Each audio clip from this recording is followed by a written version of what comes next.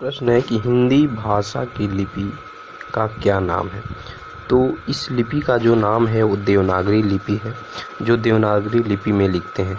लेकिन आइए जानते हैं कि हिंदी भाषा में क्या क्या सम्मिलित है, कौन कौन भाषाएं हैं जो हम नहीं जानते हैं।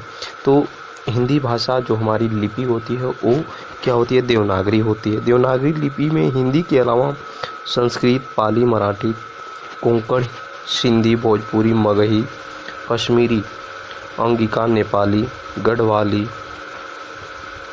बोडो, संथाली, मैथिली आदि भाषाएं में लिखी जाती है।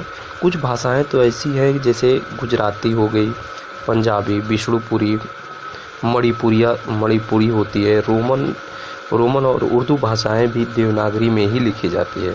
इसे देवनागरी के अलावा हम नगरी लिपि भी कहते हैं, क्योंकि जो इसका आरंभ हुआ था पूर्व रूप से ब्राह्मी लिपि के नाम से जानी जाती थी।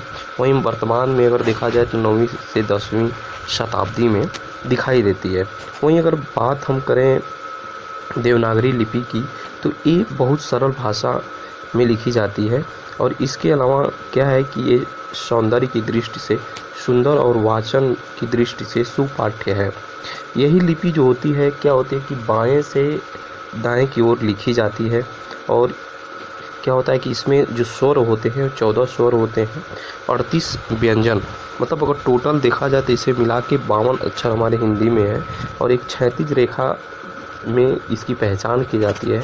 वहीं अगर देखा जाए तो इसे शिरारेख भी कहते हैं, मतलब शिरोरेख कहते हैं। इसके अलावा अगर हम देखें तो बहुत सारे इसमें जो स्वर हैं वो हमारे कोमल, व्यंजन, कठोर, बहुत सारे ऐसे चीज़ हैं जो सुसज्जित अक्षरों को सुसज्जित करते हैं। तो इस तरीके से अगर देखा जाए तो हिंदी भाषा जो है वो ब्राह्मी लिपि देवनागरी है, लेकिन वो उसमें ब्राह्मी लिपि बहुत सारे ऐसे लिपियां के नाम से पहले पूर्वज लोगों के समय में जाना जाता था।